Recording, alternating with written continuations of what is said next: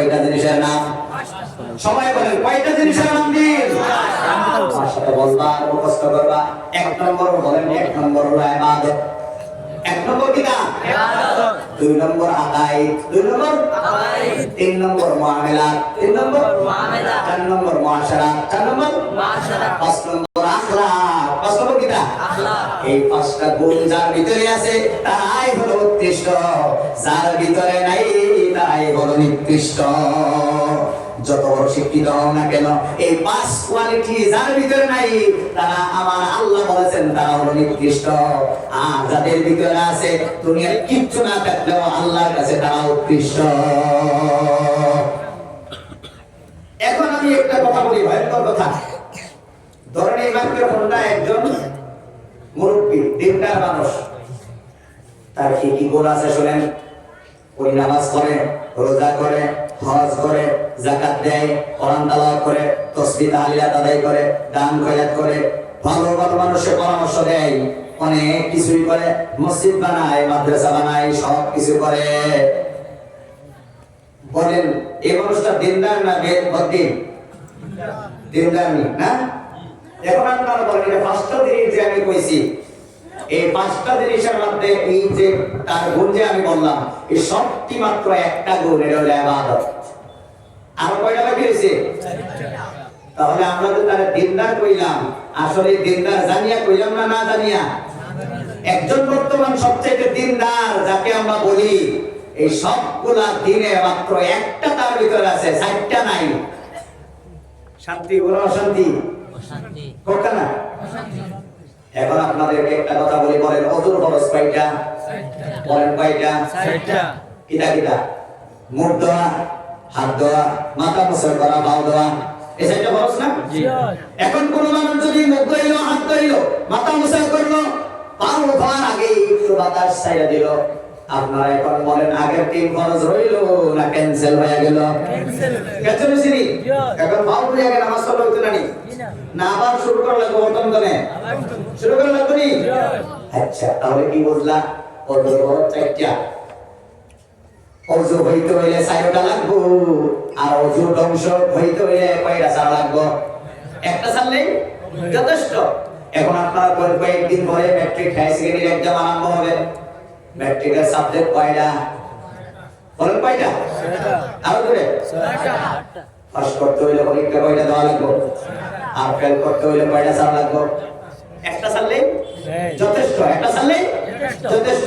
এই হেলুদের লাইটটা জ্বলতেছে, তার কারেন্ট তার কয়টা আছে? 2টা। এখন তারে নিভাইতে হইলে তার কয়টা কাটা লাগবে? একটা।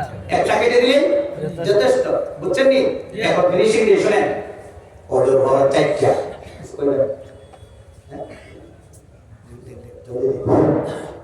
আমরা রাস্তা জাম করে রাখি দিয়েছেন।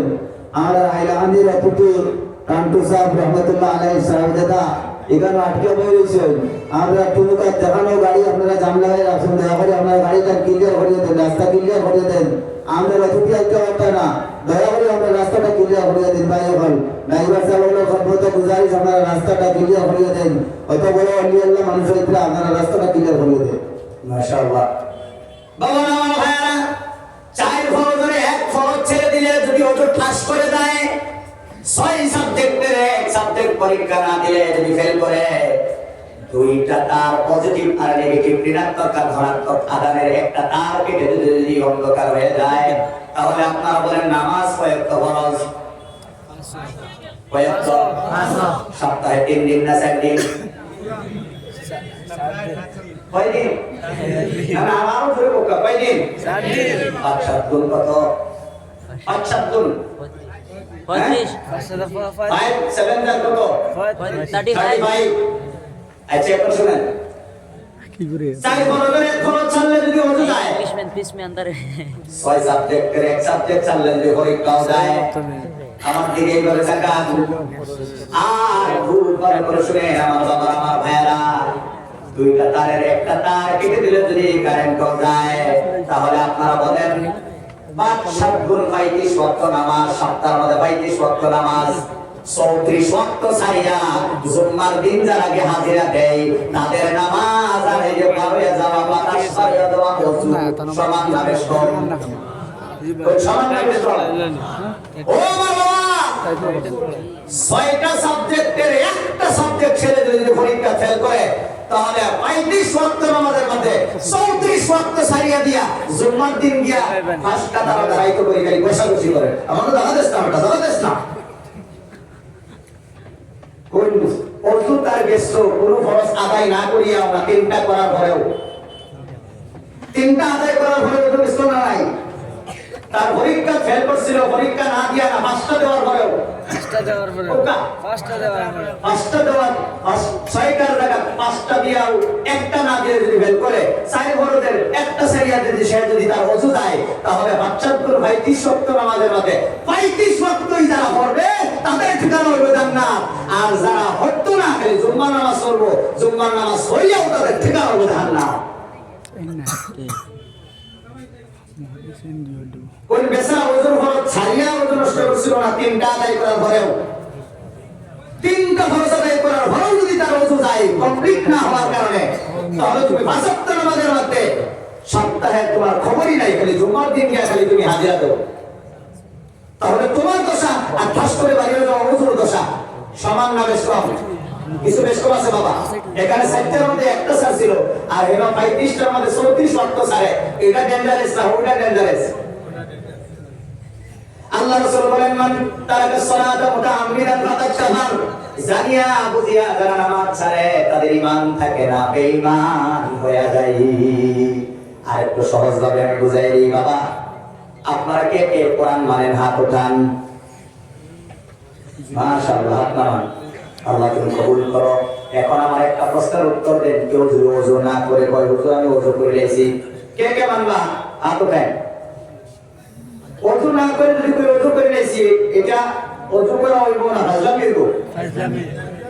দোকান বাকি খাইছে 10,000, একটা টাকাও না দিয়া দোকানিরে কয় আপনার দোকান বাকি আমি দিলাইছি, কই এটা এটা কিটা মানবনি দোকানি মানবনি? হ্যাঁ না প্রমাণ চাইবো? তুমি আমার পয়সা কোন দিন দিলা, কোন সময় দিলা, কও হইব না নাই? তাহলে আপনারা যে এখন বললেন আপনারা কোরআন মানেন, একটু এক্সরে করে দেখি। এখন ধরা পড়েনি ব্যাপার, একটা আয়াত কই মানে আপনারা কোরআন মানেন মানে কি? কোরআনের কিছু কিছু মানেন না, সবটা কিন্তু আপনারা কই। এখন তো বুঝেই ফেলছেন যে ওযুর সাইবর একটা সালা যদি ওযু যায় তাহলে কোরআন আধা মানলে কিছু মানলে ঈমান থাকবো না, একটা মানলে। আপনারা কোরআন কিছু কিছু মানেন না, সবটা মানুন। কোরআন কিছু কিছু মানলে ঈমান থাকে না, সবটুকু মানলে সবটুকু। আর বেঈমান হয় কোরআন সব ছেড়ে দিলেন, একটা আয়াত ছেড়ে দিলেই যথেষ্ট। একটা আয়াত খুব ভালো করে শুনেন। তাহলে একটা আয়াত আমি তেলাওয়াত করি দেখি এক্সরে করে আপনারা বলবেন কোরআন মানি এটা ঠিক থাকে না বেঠিক হয়ে যায়। আপনারা বলেন আল্লাহ তাআলা কোরআনে কারীমের মধ্যে বলেন ওয়া আকিমুস সালাতা ওয়া আতুজ যাকাত, আল্লাহ কয় নামাজ প্রতিষ্ঠা করো আর যাকাত দাও। এখন আপনারা বলেন করিমগঞ্জের টোটাল মানুষ আমার ডাইন দিকে যদি মা বোনেরা থাকতো, বাম দিকে যদি পুরুষরা থাকতো, আমি যদি সবাইকে বলতাম কে কে কোরআন মানুন, সবাই হাত উঠাইতো কিনা? 2 নম্বর এলানটা যদি আমি করতাম আজকে ফজরের নামাজ কে কে আদায় করছো হাতটা উঠাও, কোন সবার হাত না আপনাদের কি বলি নাই তো? যদি তারা থাকতো তাহলে আমি জিজ্ঞেস করতাম, আপনাদেরকে বলতেছি না, আপনারা হাত উঠাইবেন না। মনে মনে তো আপনারা জানুনি কার কি হয়েছে, আমি এটা কইয়া না।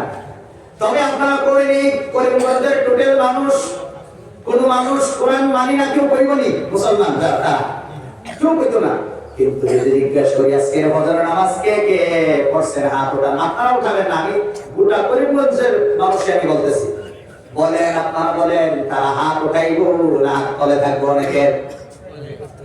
এখন বলেন ওযু না করিয়া ওযু করছি কইলে যদি মাগলামি হয় তাহলে নামাজ না পড়িয়া কোরআন মানি কয়টা কিতা করব কিনা? আপনাদের বরাকবিলিতে অন্তত রক্ষতা নামাজের সংখ্যা আলহামদুলিল্লাহ অনেক এখনো আছে। আমাদের ব্রহ্মপুত্র বেরি, গয়া আসাম, মিয়ানমার, বিভিন্ন জায়গায় আপনারা বলেন নামাজ তো আমার মনে হয় 97% নামাজ পড়ে না। তাদেরকে যদি কোরআনকে একে মানেন, একজনে হাত তোলে একজনে সবাই উঠাইব নামাজ না হইয়া কোরআন মানে কোয়াটা, কোরআন মানা হয় না কোরআনের সাথে ফাইজলামি করা হয়। ফাইজলামি। আরেকটা আয়াত পড়ি, আল্লাহ বলেন ওয়া হালাল্লাহুল বাই'a ওয়া হারামার রিবা, আমি ব্যবসা হালাল করেছি, সুদ হারাম করেছি। এখন বলেন দুনিয়ার যত সুদখোর আছে মুসলমান সুদখোর, এবারে সামনে আনিয়া যদি কই কে কে কোরআন মানে, একটা সুদখোর যদি কই আপনি কোরআন মানেননি, কইবো মেসা ও মেসা আপনি কিতাব কইলা আপনি, আমি কোরআন মানি না, আমার বাড়ি দেখো দেখো কয়টা কোরআন আছে আমার বাড়ি। কই সুদ না সারিয়া কোরআন মানে কোয়াটা, ওযু না করিয়া ওযু করে লেছি কোয়ার মতো হইল কিনা?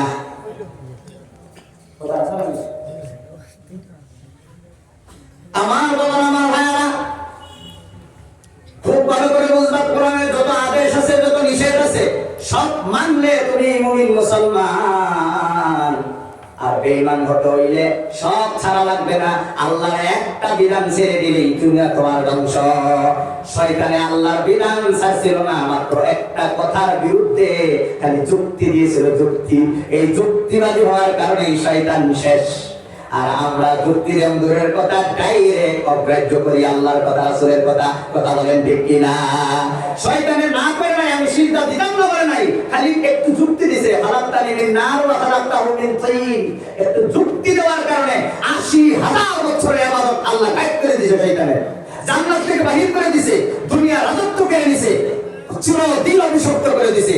একটা বিধানের বিরুদ্ধে যুক্তি দেওয়ার কারণে শয়তানের যদি অবস্থা হয়, বারবার আল্লাহ কোরআনের শয়তানের ঘটনা আনছে কেন?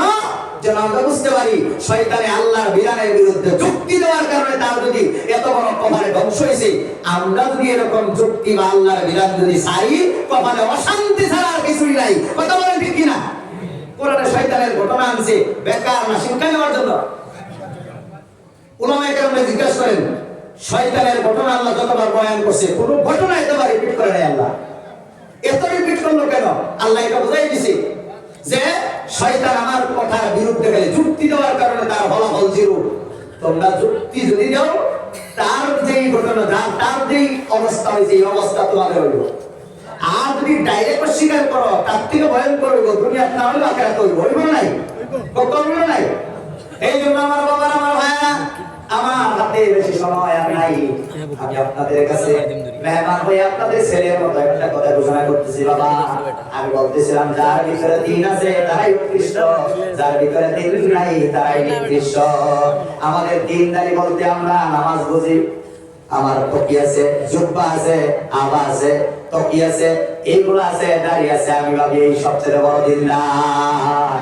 কিন্তু না না, এই যে আমি যে বলছিলাম পাওনা, জার্জির পাওনা, বান্দার হক যদি কেউ ঠগায়, যত বড় ইবাদত গুজার হোক না কেন, জাহান্নামে গিয়া শাস্তি না পাওয়ার কোনো না দিয়ে কোনো উপায় নাই। কথা বলেন ঠিক কিনা? আমার বাবা আমার ভাইরা, এই যে দিন বস্তুটা বোঝার জন্য দিন শিক্ষা দেওয়া হয়। আপনাদের এই বনগ্রাম হাই স্কুল আছে, নিলামবাজার কলেজ আছে না? আপনারা বলেন দিন শিক্ষা দেওয়া হয় স্কুল, কলেজ, ইউনিভার্সিটি, মাদ্রাসায়। এই জন্য বাবা যদি উৎকৃষ্ট হতে চাও, এই দিন ছাড়া কোনো উপায় নাই। এখন অনেক মানুষ বলে হুজুর কোরআন পড়িয়া তো ডক্টর হওয়া যায় না, কোরআন পড়িয়া তো ইঞ্জিনিয়ার হওয়া যায় না, কোরআন পড়িয়া তো রকেট বানানো যায় না, কোরআন পড়িয়া তো যন্ত্রপাতি আবিষ্কার করা যায় না, কোরআন পড়িয়া তো আপনার মেডিসিন বানানো যায় না, কোরআন পড়িয়া তো মুক্তা করা যায় না, কোরআন পড়িয়া তো বিল্ডিং বানানো যায় না। এটা প্রশ্ন আয় না নাই? আয়। আমি আপনাদেরকে বলি, এই দুনিয়ার যত বিজ্ঞান আপনারা দেখতেছেন, এই যে লাইট বিজ্ঞানের আবিষ্কার, দুনিয়ার মধ্যে যত আধুনিক বিজ্ঞান আছে, এই বিজ্ঞান বুঝতে হইলে, জানতে হইলে, আবিষ্কার করতে হইলে কোরআনের দরকার নাই, কোরআনের দরকার নাই। আল্লাহ তাআলা প্রতি সন্তান, প্রতি বান্দা বান্দিকে আমার পেটের ভিতরে আল্লাহ তাআলা ৬টা হাতিয়ার দিয়ে আমাদেরকে সৃষ্টি করছে। বাবা কয়টা হাতিয়ার? কয়টা হাতিয়ার? 6টা হাতিয়ার আল্লাহ তাআলা আমাদের মার পেটে 5 মাস বয়স হইতেই আল্লাহ তাআলা দিয়ে দিয়েছেন। এই 6টা হাতিয়ার হইল 1 নম্বর হলো দৃষ্টি শক্তি, 2 নম্বর শ্রবণ শক্তি, 3 নম্বর শ্বাস শক্তি, 4 নম্বর ঘ্রাণ শক্তি, 5 নম্বর ত্বক শক্তি, 6 নম্বর মেধা শক্তি। এই 6 হাতিয়ারের মাধ্যমে দুনিয়ার আধুনিক বিজ্ঞান বোঝার ক্ষমতা আল্লাহ তাআলা আমাদেরকে দিয়েছে। বাবা তুমি ডক্টর হইবা, এই 6টা হাতিয়ার কাজে লাগাও, আর হও তোমার না করছে কে? তুমি ইঞ্জিনিয়ার হইবা, এই 6 হাতিয়ার ইঞ্জিনিয়ার হওয়ার জন্য আল্লাহ তাআলা তোমার 6টা হাতিয়ার দিয়ে দিয়েছে। এই 6 হাতিয়ার খাটাও আর ইঞ্জিনিয়ার হও তোমার কে না করছে? তুমি রকেট বানাইবা, এই 6 হাতিয়ার দিয়ে চেষ্টা করো আর বানাও। বলেন আল্লাহ এই 6 হাতিয়ার আমাদের কারে কারে দিয়েছে? না তোরাই না সবাই দিয়েছে? হ্যাঁ, মানে দুনিয়ার মধ্যে বিজ্ঞান বোঝার জন্য, বিজ্ঞান বানানোর জন্য, ডিসকভার করার জন্য আল্লাহ তাআলা আমাদেরকে 6টা হাতিয়ার আমাদের মার পেটে দিয়ে দিয়েছে, যেন আমরা লাইট বানাইতে পারি, যেন এসি বানাইতে পারি, যেন আপনার রকেট বানাইতে পারি, যেন ফ্লাইট বানাইতে পারি। আপনারা কই ফ্লাইট বানানোর জন্য কোরআন লাগে না? 6টা হাতিয়ারই যথেষ্ট। ট্রেন বানানোর জন্য কোরআন লাগে না? 6টা হাতিয়ারই যথেষ্ট। আপনার এলইডি লাইট বানানোর জন্য কোরআনের দরকার হয় না? 6টা হাতিয়ারই যথেষ্ট। এই মোবাইল বানানোর জন্য কোরআনের দরকার আছে না? 6টা হাতিয়ারই যথেষ্ট। কোনটাকে? হ্যাঁ, এখন প্রশ্ন হলো বাবা তুমি ডক্টর, ইঞ্জিনিয়ার, ব্যারিস্টার যা কিছু হইবা, ও 6টা হাতিয়ার দিয়েই তুমি তোমার না করছে কে? আল্লাহ তো দিয়েই দিয়েছে, তোমারে মার পেটে দিয়ে দিয়েছে। এইগুলা খাটাও আর ডক্টর ইঞ্জিনিয়ার হও, তোমার না করছে কে? কিন্তু আপনার একটা প্রশ্নের উত্তর দিন।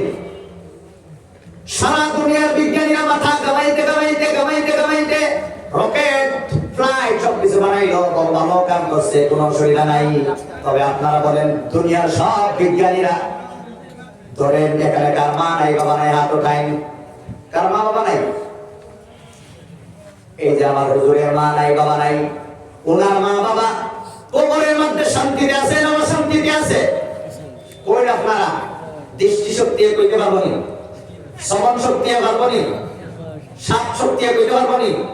ঘ্রাণ শক্তি পারবো নি? ত্বক শক্তি কইতে পারবো নি? মেধা শক্তি পারবো নি? সারা দুনিয়ার বিজ্ঞানীরা মাথা গামাইতে পায়জামা পর্যন্ত গরম করলেও কবরে শান্তিতে আছে অশান্তিতে আছে কোনো ইনফরমেশন দিতে পারবো নি? তাহলে কোরআনের মধ্যে কি আছে আর বিজ্ঞানের মধ্যে কি আছে? বিজ্ঞানের মধ্যে যা আছে এইটা বার করবার লিগে 6টা হাতিয়ার আল্লাহ তাআলা দিয়ে দিয়েছে। হাতিয়ার লাগা আর বার করতে না করছে কে? কিন্তু তো হাইটান গুষ্টিয়া যেটা হাতি না, এটা আল্লাহ তাআলা কোরআনে দিয়েছে। বলেন না সুবহানাল্লাহ।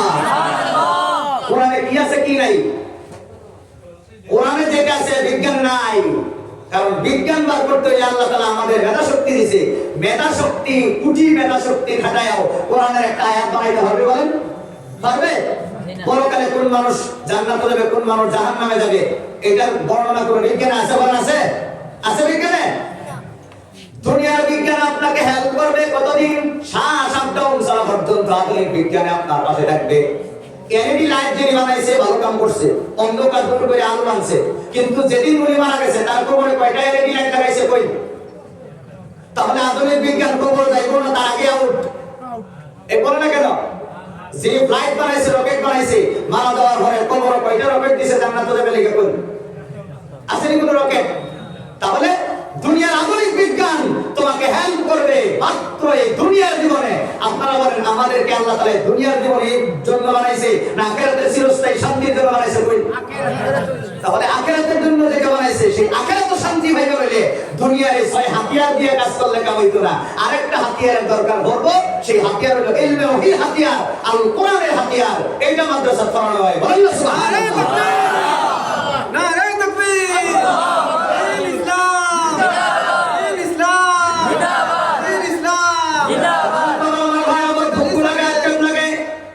অনেক সময় কই মোল্লা কিছুই জানে না, বাবা মোল্লা কিছুই জানে না, বিজ্ঞান জানে না। বাবা একটা ঘটনা আমি বলি, আল্লাহ কোরআনে কারীমের মধ্যে বলেন আওয়ালাম ইয়াল্লাযীনা কাফারু আন্নাস সামাওয়াতি ওয়াল আরদা কানাতা রাতকান ফাতাকনাহুমা ওয়া জাআলনা মিনাল মা'i কুল্লা শাইইন হাই আফালা ইউমিনুন। বিজ্ঞানীরা বলে এই দুনিয়াটা একটা বিন্দু ছিল, বিন্দুটা ব্রাস্ট হওয়ার কারণে big bang theory, big bang হওয়ার কারণে এই দুনিয়াটা বনছে। এটা বিজ্ঞানীরা কইছে মাত্র কয়েকদিন আগে। কতদিন আগে? কয়েকদিন আগে। কিন্তু আমার আল্লাহ এই কথা বলেছেন কোরআনে প্রায় 1500 বছর আগে। আমার আল্লাহ কয় কাফির বেঈমানরা কি দেখে না যে দুনিয়া আসমান একত্র ছিল, ফাতাকনাহুমা, আমি দুইটারে সেপারেট করে দিয়েছি। আমার বাবা, আমার ভাইরা, যেই কথা বিজ্ঞানে 2-4 দিন আগে কয়, এই কথা আল্লাহ কোরআনে বলছে 1500 বছর আগে। এখন আপনারা বলেন কোরআন বিজ্ঞানের পিছনে ঘুরে না ও বিজ্ঞানে কোরআনের পিছনে ভিক্ষা করে? বিজ্ঞান কোরআনের পিছনে ঘুরে, কোরআন বিজ্ঞানের পিছনে ঘুরে না। কারণ বিজ্ঞান বলছে মানুষের গবেষণার মাধ্যমে, মানুষের আজকের গবেষণা কালকে নিশ্চয় হতে পারে, কিন্তু আল্লাহর কোরআন কোন গবেষণা নয়। এটা আল্লাহর পক্ষ থেকে, আল্লাহর কুদরতি হৃদয় থেকে বাইরে হয়ে আসছে। কথা বলেন ঠিক কিনা? এই জন্যই বাবা এটা করো না যে মাদ্রাসা কি পড়ানো হয়। মাদ্রাসা এমন এক কিতাব পড়ানো হয় যেটা দুনিয়ার কোনো মানুষ বানাইতে পারে না। এই জন্যই আল্লাহ ওহীর মাধ্যমে এটা পাঠাইছে। গণিত ওহীর মাধ্যমে পাঠাই নাই, বিজ্ঞান ওহীর মাধ্যমে পাঠাই নাই, কারণ এটা ওহীর দরকার হয় না। এটা হাতিয়ারই যথেষ্ট। এটা কি যেটা শুনেন 2 + 2 = কত? মৌলানা গিয়াসউদ্দিন সাহেব 1000 টাকা দান করছে। আল্লাহ তুমি কবুল করো, মঞ্জুর করো। আল্লাহুম্মা আমিন। যে আশা করে দান করছে এটা কবুল করো, মুরব্বিগণকে ক্ষমা করো, বলেন আমিন। আমি আপনাদেরকে একটা প্রশ্ন করি, 2 + 2 = 4, এটা আপনার ছেলে বানিয়ে জানে?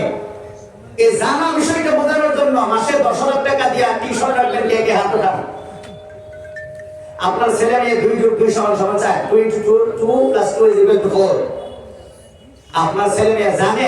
জানা বিষয়টা টিউশন করানোর জন্য 10,000 টাকা মাসে কে দিবেন? হাত ওঠান। কেউ রাখবো না। তাহলে বাবা যেটা তুমি মেধা শক্তি দিয়া পারবা, এটা আল্লাহ কোরআনে দিতে বিদা লেগে। যেটা তুমি পারতা না ওইটাই আল্লাহ কোরআনে দিয়েছেন, বলেন না সুবহানাল্লাহ। মাদ্রাসার প্রধান শিক্ষক হাফিজ কুদ্দুসুল্লাহ সাহেব 10,000 টাকা। নারায়ে তাকবীর। হাফিজ কুদ্দুসুল্লাহ সাহেব মাদ্রাসার একজন স্বনামধন্য শিক্ষক হাফিজ কুদ্দুসুল্লাহ সাহেব 10,000 টাকা আল্লাহ তোমার ঘরে দান করছে। আল্লাহ তুমি কবুল করো, মঞ্জুর করো।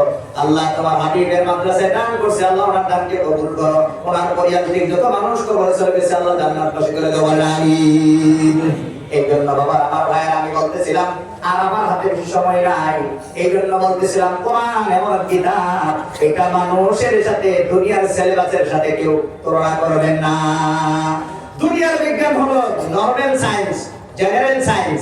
আমার কোরআন হলো প্যারানরমাল সায়েন্স, বলেন না সুবহানাল্লাহ। দুনিয়ার বিজ্ঞান হলো ইহলৌকিক বিজ্ঞান, সহায় করবে মৃত্যু পর্যন্ত। কোরআনের বিজ্ঞান হলো পারলৌকিক বিজ্ঞান, সহায় করবে জান্নাতে ঢোকা পর্যন্ত, বলেন না সুবহানাল্লাহ। বিজ্ঞানীরা কয় মানুষ প্রাণী, আল্লাহ তাআলা প্রাণী বলছে এমিবা থেকে, এমিবার ভিতরে 70% পানি। আল্লাহ কয় বলে আল্লাহ মিনাল মাই কুল্লা শাইইন হাই।